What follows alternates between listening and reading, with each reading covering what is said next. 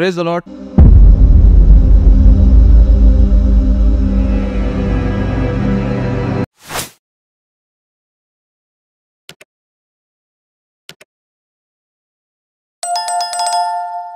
परमेश्वर का धन्यवाद हो, उसने एक अवसर दिया उसके भवन में आकर उसकी स्तुति आराधना करने का, उसके वचन में से सीखने का। आज का वचन हम देखेंगे इस्राएल के विषय में परमेश्वर किस तरह से हमें समझाता है और साथ ही किस तरह से परमेश्वर उसके शत्रुओं से बदला लेता है। बहुत गंभीरता है इन बातों के अंदर। परमेश्वर ने हमें चुना, हमें एक अच्छा पद दिया, हमें बढ़ाया, उन्नति दी, सब कुछ दिया, उसके साथ एक वादा भी दिया, बोला मेरे पीछे ईमानदारी से चलते रहो। वहीं हम चूक कर जाते। इस्राएल पूर्ण रूप से समृद्ध हो चुका था। इस्राएल को परमेश्वर ने चुना था और इस्राएल को खुद का एक मंदिर भी दिया जो सुलेमान ने बनाया, क्योंकि परमेश्वर चाहता था इस्राएल के मध्य बसना, इस्राएल के बीच में रहना। इस्राएलियों से इतना प्रेम था उसको, और जब सब कुछ मिल गया इस्राएल उसके विरुद्ध हो गया। उसको हम देखेंगे, इतिहास निकालें आप, दूसरा इतिहास 36वां अध्याय, और यहां पर लिखा है यरूशलेम का पतन। 14वीं आयत पढ़ रहा हूं मैं, 36 का 14। सब प्रधान याजकों ने और लोगों ने भी अन्य जातियों के से घिनौने काम करके बहुत बड़ा विश्वासघात किया और यहोवा के भवन को जो उसने यरूशलेम में पवित्र किया था अशुद्ध कर डाला। क्या लिखा है यहां पर? सबने अन्य जातियों के से घिनौने काम किए साहब, और बहुत बड़ा विश्वासघात किया। छोटा मोटा विश्वासघात नहीं किया, बहुत बड़ा विश्वासघात किया। और उस विश्वासघात का बाद क्या करा उन्होंने? यरूशलेम में पवित्र किया था यहोवा का भवन, उसको अशुद्ध कर डाला।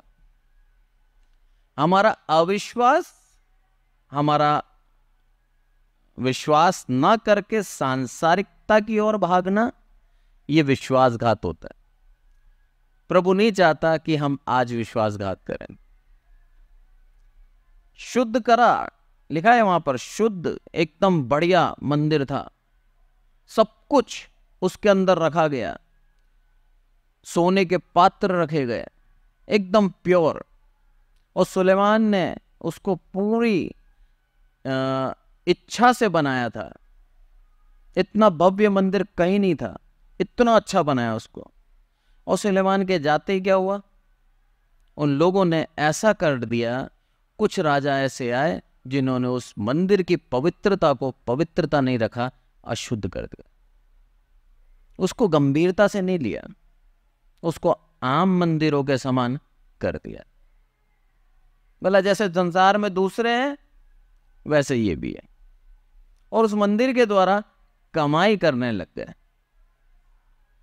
हमें परमेश्वर ने ये देह दी, और इस देह को परमेश्वर ने पवित्र किया। जब हम बपतिस्मा लेते हैं, हम अपने गुनाहों को मानते हैं और हम पवित्र होकर बाहर निकलते हैं, अंगीकार करते हैं। हम समाज के सामने, मसीह समाज के सामने, पूरी कलीसिया के सामने अंगीकार करते हैं कि हाँ प्रभु, मैं पापी था और मेरे पापों के लिए क्या करा? तूने बलिदान दिया। और मैं उसी का बपतिस्मा लेता हूं, और पानी में डूब के जब हम बाहर निकलते हैं, मेरा प्रभु हमें पवित्र कर देता है। कारण क्या है मालूम है? उसका पवित्र आत्मा हमें देना चाहता है, और जब तक ये देह पवित्र नहीं होगी तब तक वो पवित्र आत्मा हमें नहीं मिलेगा। अब वो पवित्र आत्मा वाली देह के साथ हम बाहर आते हैं, और कुछ दिनों बाद हम वापस वही कर देते हैं कि वो पवित्र आत्मा का जो आग है वो हम बुझा देते हैं। पौलुस बोलता है तुमने बुझा दी उस आग को अपने उन कामों के द्वारा जो काम तुम्हें नहीं करने थे। यहां पर वही हुआ। यरूशलेम परमेश्वर की नजर में, परमेश्वर ने उसको चुना था और उसको खुद को एक पूरा का पूरा नगर बसाया और वहां पर एक मंदिर दिया गया, पवित्र मंदिर। उस मंदिर को इन्होंने अशुद्ध कर दिया और अशुद्ध करने के बाद अब परमेश्वर वहां से चला गया। जब परमेश्वर की प्रेजेंस आप में से चली जाएगी, उसकी उपस्थिति आप में से चली जाएगी, 100% शत्रु आपके ऊपर प्रबल होंगे, 100%। और यरूशलेम के ऊपर वो लोग प्रबल हो गए। और कौन थे वो? बेबीलोन के। बेबीलोन ऐसा साम्राज्य जो बहुत बड़ा था, वो साम्राज्य यरूशलेम के ऊपर आकर उसने राज्य किया। सबसे पहले वही मंदिर जो भव्य था उसको क्या करा? तोड़ दिया गया, आग लगा दी गई। ये दिखाया परमेश्वर ने कि मैं तुम्हारे बीच से जा चुका हूं, अब मैं नहीं हूं तुम्हारे बीच में। इस कारण से उस मंदिर को खत्म कर दिया। यदि हमारे इस देह रूपी मंदिर में आज मेरा प्रभु नहीं है तो सबसे पहले शैतान इस देह को खत्म करेगा और किसी को नहीं करेगा। और कैसे कसम करता है मालूम है? आपके द्वारा, आपके हाथों से पाप करा के। और होता भी है। और अंत कैसे करते हैं मालूम है? जब पाप में हम फंस जाते हैं तब जाकर अपने आप को खुदकुशी कर लेते हैं। कर नहीं देगा तुम? अब कोई इलाज बाकी है इसका? कुछ भी नहीं हो सकता, अब कुछ भी नहीं हो सकता, क्योंकि अब देह खत्म हो चुकी है। अब इस देह का कुछ नहीं हो सकता। जब तक देह में प्राण है तब तक हम माफी मांगकर स्वर्ग राज्य जा सकते हैं, पर एक बार मर गए तो माफी नहीं है। यही चाहता है शैतान हमसे, कि हम कैसे भी करके खुद अपने हाथों से अपनी देह का नुकसान करें। दानियल के अंदर हमने देखा, अभी देखते हैं हम दानियल के अंदर नबूकदनेस्सर, जिसके विषय में लिखा है, यहां पर हमने देखा कि यरूशलेम खुद क्यों पतन के कारण उसका था? क्योंकि वो अशुद्ध हो गया था। और किसने उसका पतन करा? बेबीलोन का राजा। ये बेबीलोन का राजा क्या बोलता है दानियल 4:30 में? क्या ये बड़ा बेबीलोन नहीं जिसे मैं ही ने अपने बल और सामर्थ से राजनिवास होने को और अपने प्रताप की बड़ाई के लिए बसाया है? क्या ये बेबीलोन नहीं जिसे मैंने बसाया? इसके ऊपर यदि हम पढ़ते हैं तो उसके अंदर लिखा है, सचेत चेतावनी दी थी परमेश्वर ने कि तेरे साथ क्या होने वाला है। और दानियल ने पूरा का पूरा बताया था। मात्र 12 महीने बदले और 1 साल बाद होते ही बेबीलोन के ऊपर, उस राजा के ऊपर वैसा का वैसा ही घट गया। बेबीलोन का राजा नबूकदनेस्सर, जिसके पास सब कुछ था, सब कुछ बोलूंगा मैं, कोई ऐसी बात नहीं थी, कोई ऐसी चीज नहीं थी जो उसके पास कमी हो, ऐसा राजा घमंड से भर गया। और जैसे ही घमंड से भरा, परमेश्वर ने उसको उस गद्दी पे से उतार दिया। अभी पतन नहीं हुआ है बेबीलोन का, अभी उसका पोता उसकी जगह पे राजा बनाया, बेलशस्सर। उसके बाद में जाके कई साल बाद बेबीलोन का पतन होता है। और बेबीलोन के पतन के बाद की दशा क्या है, ये इर्मिया में हम देखते हैं। इर्मिया और उसका 51 और 41 में मैं पढ़ता हूं आपको, क्या लिखा है? शेशीक, जिसकी प्रशंसा सारी पृथ्वी पर होती थी, कैसे ले लिया गया, ये कैसे पकड़ा गया, बेबीलोन जातियों के बीच कैसे सुनसान हो गया। सबसे बड़ी बात, यदि परमेश्वर मारता है या परमेश्वर की ताड़ना है तो सुनसान, अकेला, उसके पास कोई मदद करने वाला नहीं आएगा। यदि सदोम और अमोरा की बात करें, उस समय में जो आज से कई हजार साल पहले परमेश्वर की अग्नि के द्वारा भस्म हो गए थे, खत्म हो गए थे, आज भी आप उनको यदि गूगल करके देखोगे तो वहां पर कुछ वनस्पति नहीं है, कोई पेड़ पौधे नहीं, कोई घास नहीं, कुछ भी नहीं है। पूरा का पूरा बंजर है, पूरा का पूरा पहाड़ के पठार बने हुए हैं, पर कुछ भी नहीं है। कारण क्या है? परमेश्वर ने उनको मारा है, परमेश्वर ने खत्म कर दिया उस नगर को। वो नगर दोबारा बस नहीं पाया। बेबीलोन, जो आज की तारीख में यदि मैं कहूं कि आज बेबीलोन का राज्य कहां गया या फिर बेबीलोन का राज्य कहां स्थित था, उस विषय में यदि मैं कहूं तो साउथ बगदाद, ईरान का एक जगह है, वहां पर बेबीलोन स्थित था उस समय। आज भी हम उस जगह को देख सकते हैं, वहां के लोगों से एक आइडिया ले सकते हैं, वहां के लोगों के द्वारा हम सोच सकते हैं कि किस तरह के लोग हुआ करते होंगे उस समय। जो सोच लिया करना है, आज भी वैसे ही है। आज भी तालिबान और इराक, ईरान सब लड़ रहे हैं। जो सोच लिया मारना है, मारना ही है, छोड़ते नहीं है। इन्हीं के वंशज थे ये बेबीलोनिये। कुछ भी खत्म नहीं हुआ है, कुछ भी खत्म नहीं हुआ है। बाइबल का वचन कहता है ऐसा कुछ नहीं है जो पहले ना घटा हो। सब कुछ हो चुका है, सब कुछ होगा और ऐसा ही होगा। आज नाम बदल गए, शत्रु वही हैं। बेबीलोन का नाम खत्म, पर वहां पर उपस्थित जो लोग हैं आज, वो आज इस्राएल के विरुद्ध है। इस्राएल के साथ आज भी युद्ध कर रहे हैं, इस्राएल को आज भी सताव दे रहे हैं, इस्राएल को आज भी खत्म करना चाहते हैं। ये उनकी मनसा उस समय भी थी, आज भी है। पर मेरा परमेश्वर इस्राएल के साथ क्या बोलता है कि मैं कैसा कर दूंगा।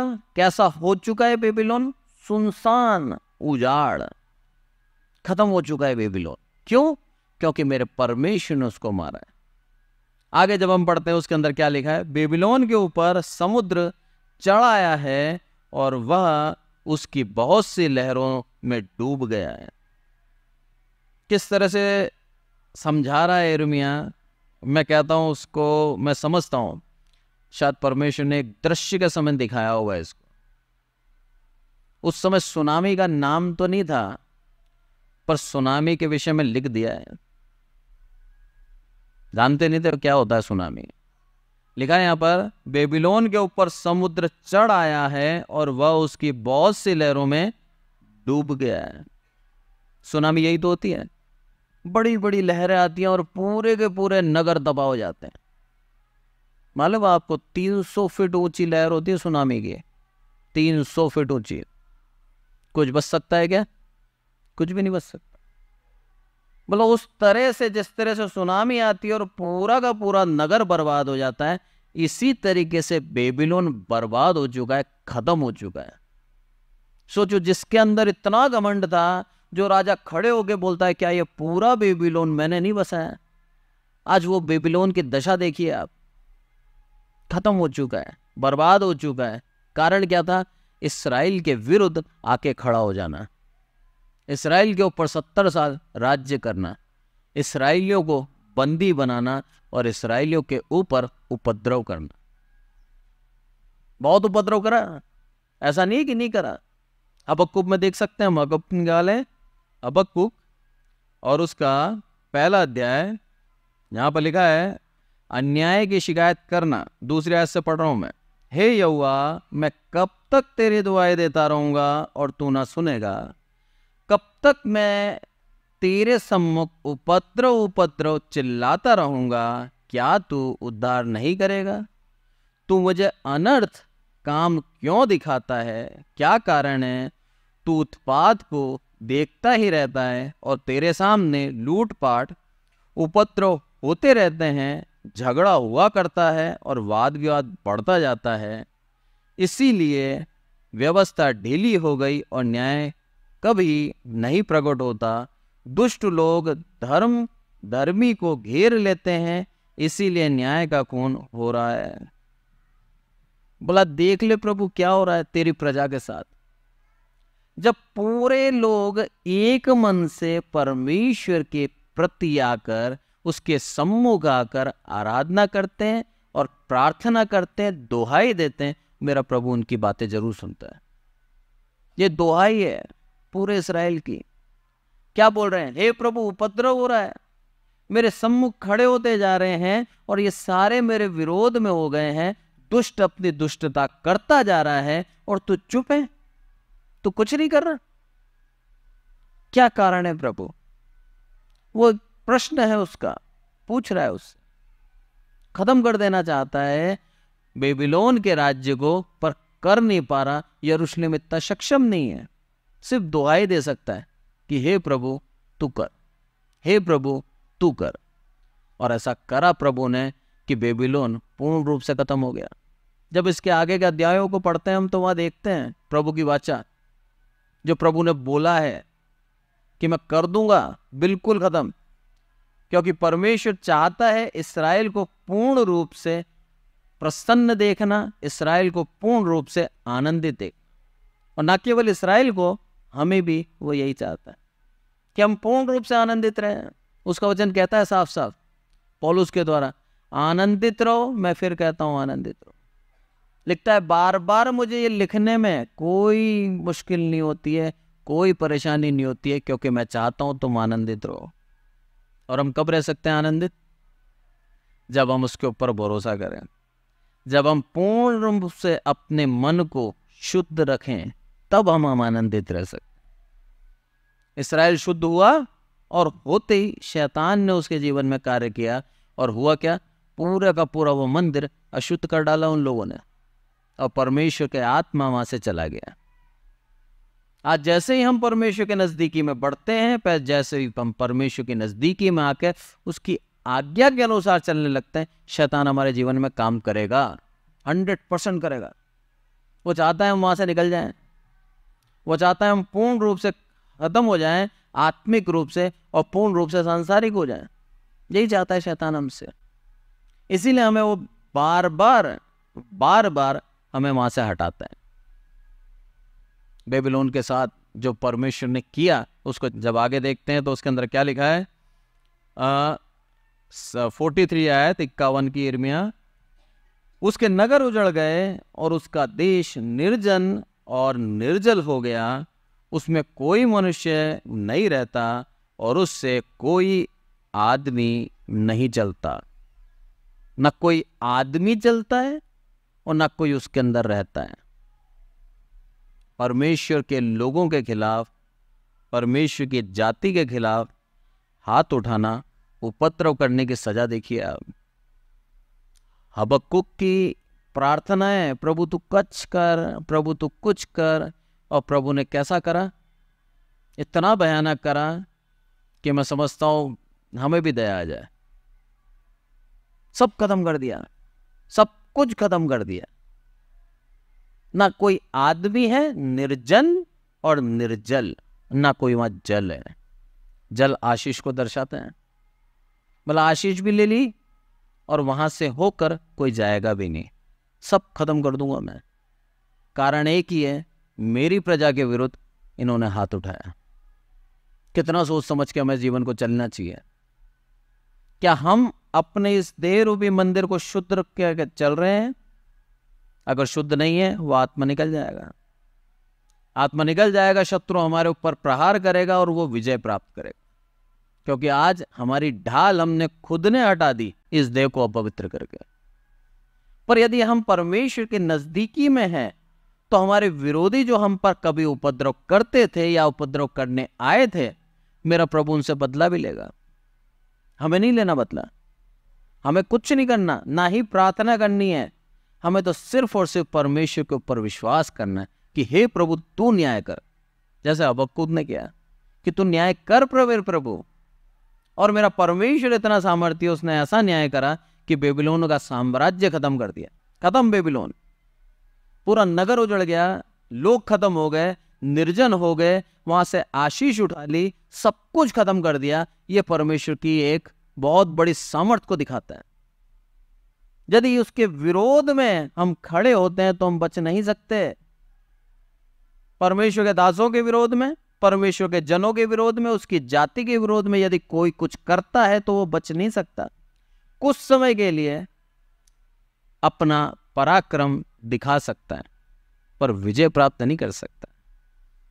बेबीलोन ने 70 साल के लिए क्या करा? उनके ऊपर राज्य किया, पर ये भूल गया था कि उस परम प्रधान परमेश्वर उनके साथ है। जैसे उन्होंने दुआई दी, दुआई मेरे प्रभु ने सुन ली और अपनी शक्ति दिखाई। भला आज भी मैं हूं तुम्हारे साथ, खत्म कर दूंगा, सत्यानाश कर दूंगा। अब कर दिया, बिल्कुल उजाड़ कर दिया। आगे जब हम देखते क्या लिखा है, मैं बेबीलोन में बैल को दंड दूंगा और उसने जो कुछ निकल लिया है वह उसके मुंह से उगलवाऊंगा। जातियों के लोग फिर उसकी ओर तांता बांधे हुए ना चलेंगे और बेबीलोन की शहर बना गिराई जाएगी। जिसके ऊपर घमंड था उसको कि इतनी ऊंची शहर बनाए मेरी, कोई आदमी नहीं आ सकता, कोई मेरा कुछ नहीं कर सकता, उस घमंड को मैं चूर चूर कर दूं। मनुष्य ने जब हमारे पास कुछ आता है, थोड़ी सी ताकत आती है, थोड़ा सा सपोर्ट आता है, हमारे अंदर तुरंत घमंड आता है, तुरंत घमंड आता है। पर यहां पर क्या बोल रहा है परमेश्वर? उस घमंड को, उस अहंकार को तोड़ दूंगा, खत्म कर दूंगा। नहीं रहेगा अहंकार, कभी नहीं आएगा। और वो अहंकार का जो कारण है, उस कारण को ही खत्म कर दूं, उसकी शक्ति, उसके बल को तोड़ दूंगा मैं। यह है परमेश्वर की शक्ति। बोला उसकी शहरपना गिराई जाएगी, क्योंकि उस शहरपना से वो अपने आप को सुरक्षित समझता है। उसकी सुरक्षा खत्म कर दूंगा मैं। क्या परमेश्वर का वचन हमें सिखाता है कि किस तरह से वो हमारे संग है, हमारे विरोधियों को खत्म करने के लिए तैयार खड़ा है। पर वो सिर्फ ये चाहता है कि हम उसकी नजदीकी में बने रहें, हम सच्चे दिल से उसके पास आए, दिखावे के लिए नहीं।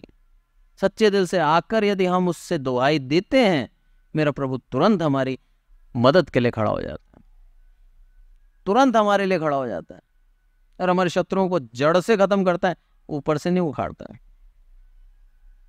जैसे पेड़ को माली करता है ना, ऊपर से छांटता है, पर मेरा प्रभु छांटता नहीं है, जड़ से उखाड़ता है। छांटेगा दोबारा बढ़ जाएगा, जड़ से उखाड़ेगा तो नामो निशान खत्म। हमारे शत्रु जड़ से उखाड़ के फेंक देगा। यह आज सिखाता है प्रभु हमें। उसके ऊपर विश्वास करके कर चलते रहे बस। शत्रु तो आएंगे, 100% आएंगे, शत्रु हमारे से दूर नहीं जाएंगे। क्यों? जितना हम प्रभु के नजदीकी में बढ़ेंगे, हमारे शत्रु बढ़ते जाएंगे, हमारे द्रोही बढ़ते जाएंगे। दाऊद राजा बोलता है, प्रभु अकारण बैरी है मेरे, ये मैंने इनके साथ कुछ करा नहीं है। करा था क्या दाऊद ने कभी किसी के साथ? कभी नहीं करा। दाऊद ने कभी भी अपने साथ काम करने वालों के विरुद्ध कोई चुगली नहीं खाई। ना ही दाऊद ने कभी एक कल्पना करी कि मैं राजा बनूं। वो जो कर्तव्य उसको दिया जाता था, पूर्ण निष्ठा से उसका निर्वहन करता था, पूरी ईमानदारी के साथ। उसने कभी ऊपर नहीं सोचा। वो एक दास के रूप में आया और दास बन के खुश था वो, पर मेरे परमेश्वर ने उसके लिए सोच रखा था कि ये राजा बनेगा। हमें जिस अवस्था में रखा है, उस अवस्था में संतुष्ट रहें और परमेश्वर का धन्यवाद दें कि प्रभु तूने मुझे चुना। प्रभु की योजना आपके लिए क्या है, वो आपके जीवन में पूरी करेगा। आपके जीवन में सताव बढ़ रहे हैं, आपके जीवन में परेशानियां बढ़ रही हैं, आपके जीवन में शत्रु आपके ऊपर आना चाह रहे हैं, जान लीजिए आपके जीवन से उसकी महिमा कराना चाहता है। ऐसे काम कराना चाहता है कि आपके शत्रु आपके सामने निगाहें करके देख नहीं पाएंगे, उनकी निगाहें झुक जाएंगी। सोचिए, जब दाऊद राजा बनकर बैठा यरूशलेम पर, जो उसके सेनापति थे, जो उसके साथ के थे, जो उसके साथ के लोग थे, वो उसके सामने सर उठा सकते थे क्या? नहीं उठा सकते थे। हाथ जोड़कर खड़े रहते होंगे कतार के अंदर। कारण क्या था? अब उस पोजीशन पे आ गया है कि तेरे विरोध के हम आ ही नहीं सकते, तेरे विरोध में हमारे प्राणों का खतरा है यदि हम तेरे विरोध में आते हैं। इतना भय डाल दिया प्रभु ने, इतना प्यार करता है वो हमसे। आज हम जब बढ़ रहे हैं तब विरोध में आएंगे, क्योंकि शैतान जानता है कि परमेश्वर ने इसको चुन लिया और इसको बढ़ा रहा है। वो बीच में तकलीफ डालेगा, 100% डालेगा, क्योंकि शैतान जानता है जिसको भी प्रभु चुनता है उसकी परिस्थिति को बदल देता है। वो इतने ऊंचे पे ले जाता है कि वहां पर शैतान भी कुछ नहीं कर सकता। हम बहुत उदाहरणों से सुन सकते हैं, कई उदाहरण भरे हुए हैं बाइबल के अंदर, जिन लोगों को उठा के उसने एकदम ऊपर बिठा दिया, फिर शैतान भी कुछ नहीं कर पाया। पर जब हम बढ़ते हैं, ग्रोथ एज में होते हैं, जब धीरे धीरे बढ़ रहे होते हैं, तभी वो हमें रोकता है कि यहां रोक सकता हूं, एक बार बढ़ गया नहीं रोक पाऊंगा। एक और उदाहरण से समझते हैं हम इसको। एक पौधा होता है ना, पौधा जमीन में उसका बीज गाड़ते हैं, कुछ समय बाद वो अंकुरित होकर बाहर निकलता है। कितना जरा सा रहता है ना, भले विशाल बरगद का पेड़ हो, इतना सा रहता है, 2 पत्तियां निकलती हैं बस। उस समय उसको एक बच्चा भी कुचल सकता है, कुचल सकता है। थोड़ी देर बाद वो एक अंकुरित एक पौधे में तब्दील हो जाता है, बड़ा हो जाता है। अब उसको गाय बैल खा सकते हैं, बकरियां उसको चर सकती हैं, उसकी हमें आड़ करनी पड़ती है ताकि वो सुरक्षित रहे। पर एक बार जब वो पेड़ बन जाता है, विशाल हो जाता है, तब कोई उसे लात से दबा सकता है क्या? गाय बकरी खा सकती है क्या? क्या कर सकते हैं उसका? कुछ नहीं कर सकते, वो विशाल हो चुका है। हम भी जब आत्मिक रूप से बढ़ रहे होते हैं, परमेश्वर की गहराई को समझते हैं, उसकी आज्ञाओं के अनुसार बढ़ते जाते हैं और उसकी आत्मा से पोषित हो रहे हैं, शैतान उसी समय आके आपको रोकेगा और कभी नहीं रोकेगा। उसको मालूम है अभी ये बढ़ रहा है, आज रोक लूं, बढ़ गया, विश्वास में प्रबल हो गया, दृढ़ हो गया, नहीं हटा सकता। इसीलिए हम उसी समय गलतियां करते हैं जब हम बढ़ रहे होते हैं। जैसे ही घर के अंदर विपत्ति आती है, परेशानी आती है, ले भाई धागा बांध दे, क्योंकि अभी पूरा विश्वास नहीं है ना। वहां जाके मोरपंख से जाड़ा करवा दिया। ये तो जाती बीमारी ऐसे, ये तो बीमारी नहीं जाएगी, ये वाली है। क्यों? बढ़ रहे हैं, विश्वास में प्रबल नहीं हुए।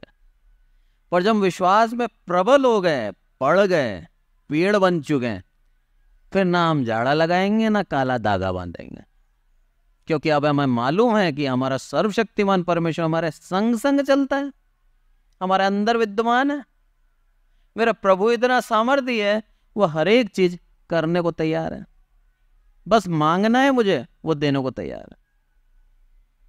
वो हमें देना चाहता है, आनंद का जीवन देना चाहता है, खुशी का जीवन देना चाहता है, हमें उस महान कर देना चाहता है, क्योंकि वो हमसे प्रेम रखता है। एक और उदाहरण से सीखते हैं हम।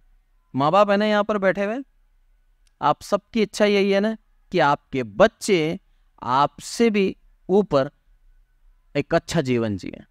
हर माँ बाप की इच्छा होती है, जो तकलीफें, जो दुख आपने उठाए हैं, आपके बच्चे ना उठाएं, आप यही चाहते हैं। इसलिए हर एक वो उन गलतियों को जो आपने करी थी, बच्चों को टोकते हैं कि तुम मत करना, ये तो तुम्हारा जीवन खराब हो जाएगा। होता क्या है? प्रयास करने के बाद थोड़ा सा प्रतिफल मिलता है, जो सोचा था वो बच्चे नहीं बन पाते, दुख होता है ना दिल में। कारण क्या है? हमारी सीमाएं हैं, हम सांसारिक हैं, हम शारीरिक पिता हैं, शारीरिक माता हैं, हमारी सीमाएं हम पूरा नहीं कर सकते। जो हम सोचते हैं हम उसको पूरा नहीं कर पाते। पर मेरा परम प्रधान परमेश्वर, वो सीमा नहीं है, असीम है, उसकी कोई सीमा नहीं है। वो सर्वशक्तिमान है और उसकी इतनी शक्ति है, जो उसने सोचा है वो करके दिखाने की सामर्थ्य रखता है। इसीलिए वो जब हमें चुनता है तब हम कुछ नहीं होते, पर जब हमें बना देता है तब दुनिया देखने वाली होती कि ये क्या बन गया। जब चुना था तब हमें कोई नहीं जानता था, और जब हमें बना दिया तब हमें दुनिया जानती है कि ये वो परमेश्वर का दास है, जो उस गंदगी में से निकला था जहां से कुछ नहीं बन सकता था, पर परमेश्वर की दया के द्वारा, उसकी महिमा के द्वारा, उसके अनुग्रह के द्वारा ये आज यहां पर स्थित है। दाऊद राजा अपने वचन में लिखता है कि तेरी करुणा अटल है, अटल, कोई टाल नहीं सकता उसको। कब अटल है? जब हम उसकी आज्ञाओं के अनुसार चलते हैं, तब अटल है। यदि उसकी आज्ञाओं के अनुसार ना चलकर खुद ही खुद के बैरी हो जाएं और इस देह रूपी मंदिर को ढा दें, तो मेरा प्रभु बोलता है ऐसा विनाश कर दूंगा मैं, जैसे बेबीलोन का कर दिया, दोबारा कभी किसी ने नाम नहीं सुना। इतिहास बन के रह गया और एक उदाहरण बन के रह गया, एक सबक बन के रह गया दुनिया वालों के लिए कि यदि इस्राएल के विरुद्ध तुम हाथ उठाओगे तो तुम्हारे साथ ऐसा होगा। क्या आज हम सबक बन के जीवन जीना चाहते हैं, या हम एक उन्नति का आशीषित जीवन जीना चाहते हैं? चुनाव आपके हाथ में। यदि दुनिया के लिए सबक बनना चाहते हो, आप जैसे जी रहे हो वैसे ही जीते रहो। पर यदि आशीषित बनकर, सच में एक जीवित उदाहरण बनकर दुनिया के सामने आना चाहते हो, तो अपने पापों का आज अंगीकार कर लो। मेरा प्रभु आज वो पवित्र आत्मा का दान दे देगा। आज ही आपको बदल देगा। आज ही आपकी देह को मंदिर में बदल देगा, पवित्र कर देगा। आज ही आपके जीवन को उद्धार के लिए चुन लेगा। यह परमेश्वर की दया जो आज हम पर करना चाहता है वो। इसीलिए आज के इस वचन के अनुसार हमने यही देखा कि सब कुछ मिला इस्राएल को। परमेश्वर खुद उसके राज्य के अंदर वो आ गया, यरूशलेम में बस गया, और उन्होंने क्या करा? उसके प्रेजेंस को, उसकी उपस्थिति को तुच्छ जाना, अपने जीवन को नहीं बदला। मेरा प्रभु उनको छोड़ के चला गया और शैतान और शत्रु उनके ऊपर प्रबल हो गया। गुलामी में चले गए। 70 साल की गुलामी कम नहीं होती है। पीढ़ी खत्म हो गई, जो गुलामी में थे वो मर गए, उनके बच्चे आ गए हैं। फिर दुहाई दी, फिर मेरे प्रभु का दया उनके ऊपर हुई, और उस बेबीलोन ने जो पूर्ण रूप से उनको खत्म कर दिया था, पूर्ण रूप से उपद्रव के साथ मार दिया था, उस बेबीलोन ने क्या करा? उस बेबीलोन के साथ क्या करा? उस बेबीलोन को खत्म कर दिया। मेरा प्रभु न्याय ये चीज दर्शाती है। उसका न्याय अनोखा है।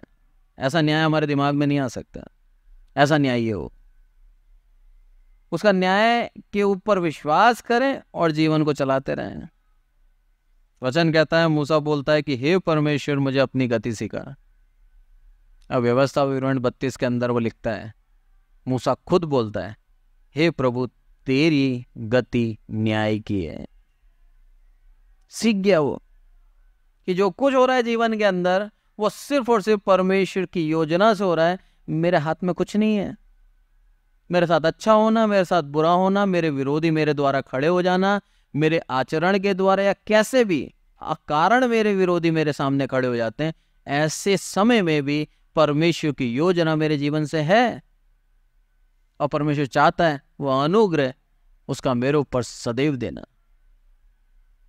वो हमारे को एक उत्तम जीवन देना चाहता है। इसीलिए परमेश्वर हमारे हाथ पकड़कर हमें अगुवाई देता है। ऐसा नहीं बोलता तू चल मैं आ रहा हूं, कभी नहीं बोलता। साथ साथ चलता है। मूसा का जीवन कैसा था? कोई नहीं जानता था ना उसको। अपनी जान बचा के भाग गया था। शब्द थोड़े से कठोर हैं पर सत्य हैं। उसके पीछे भी परमेश्वर की योजना थी। हम उसके ऊपर दोष नहीं लगा रहे, सिर्फ एक बात बता रहा हूं मैं। परमेश्वर की योजना के तहत वो वहां से मिस्र देश से चला गया और अपनी जान बचा के अपने जीवन यापन करा, शादी करी, बच्चे पैदा करे, सब कुछ जीता रहा। कोई नहीं जानता था मूसा कौन, क्या, कहां है। परमेश्वर ने जब उसको चुना, 80 साल का था, वृद्ध, ऐसी अवस्था में परमेश्वर ने उसको चुना और उसको जीवन दिया यात्रा का।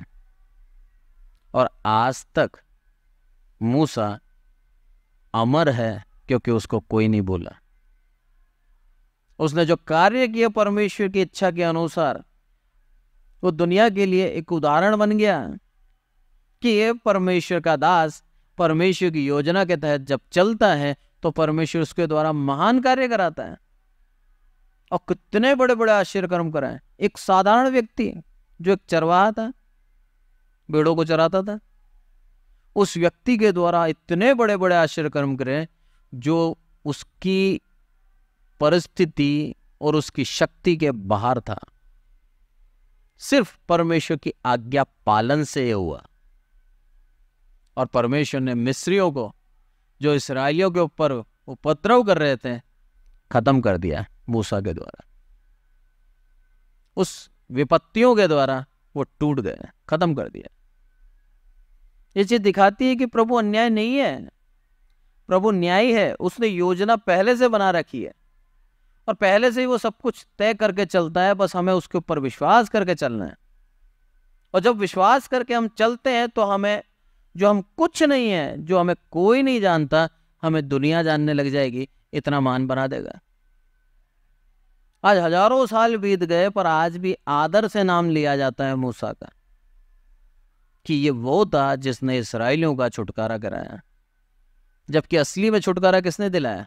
परमेश्वर ने। पर वो महिमा किसको दे दी? उस व्यक्ति को दे दी जो परमेश्वर की इच्छा के अनुसार चला। इतना बड़ा दिल है मेरे प्रभु का। आज वही प्रभु हमसे चाहता है कि हम उसकी आज्ञा के अनुसार चलें। किसकी खुशी के लिए? हमारी खुशी के लिए। वो चाहता है हमें वो वहां से उठा के, जहां पर आज हम हैं, उठा के ऊपर पहुंचा देना, महान करना, हमारे नाम को इस दुनिया जाने, हम अमर हो जाएं। वो चाहता है। यदि हम ऐसा करेंगे तो मेरा प्रभु अपनी इच्छा हमारे जीवन में पूरी करेगा। और जब उसकी इच्छा हमारे जीवन में पूरी होने लगेगी, आप देख लेना आपके जीवन में कैसा परिवर्तन आता है। ऐसा महान परिवर्तन जो हमारी शक्ति के बाहर है, प्रभु हमारे जीवन में करना चाहता है। आज के वचन से प्रभु हम सबको आशीषित करें। आइए प्रार्थना। हे मेरे प्रभु, हम सबको संभाल कर रखते हैं, इसलिए आपका धन्यवाद मेरे प्रभु। सारी आदर महिमा आपको देते हैं मेरे प्रभु। विशेष करके प्रार्थना करते हैं मेरे प्रभु आज के वचन के लिए। सच में मेरे प्रभु आपने सिखाया और समझाया हमें कि जब तक आप हमारे साथ हैं तब तक मेरे प्रभु शत्रु हम पर प्रबल नहीं हो सकते। पर हमारी अनाज्ञाकारिता, हमारा अपवित्र जीवन, हमारी अशुद्धि हमें शत्रुओं के सामने हरा देती है मेरे प्रभु। मेरे प्रभु जिस तरह से इस्राएल अशुद्ध हो गया, उस मंदिर को अशुद्ध कर दिया बेबीलोन के द्वारा, उसको पराजय सहनी पड़ी मेरे प्रभु। और मेरे प्रभु आप न्यायी हैं, आपने उस बेबीलोन का भी पतन कर दिया, उसको भी खत्म कर दिया मेरे प्रभु, क्योंकि आप न्यायी हैं। हमारे शत्रु हमारे ऊपर ज़्यादा दिन विजय नहीं प्राप्त कर सकते हैं। हमारी अनाज्ञाकारिता के द्वारा भी, हमारी अनाज्ञाकारिता के बावजूद भी आपकी दया हम पर बनी रहती है मेरे प्रभु। इसका आपका धन्यवाद देते हैं मेरे प्रभु। साथ ही प्रार्थना करते हैं मेरे प्रभु, आज भी यदि ऐसा कोई है तो पूर्ण आज्ञा के साथ आकर अपने जीवन को पवित्र करके आपके उस आत्मा का स्वागत करें। आदरमान आपको देते हैं मेरे प्रभु, सारी महिमा आपको देते हैं मेरे प्रभु। हम घटे आप बड़े मेरे प्रभु। आज के वचन के लिए आपका धन्यवाद देते हैं, प्रभु यीशु मसीह के नाम से मांगते हैं, आमीन। अब हमारे प्रभु यीशु मसीह का अनुग्रह, पिता परमेश्वर का प्रेम, पवित्र आत्मा की सहभागिता हम में से प्रत्येक के जीवन के अंत तक होती रहे। आमीन, आमीन, आमीन।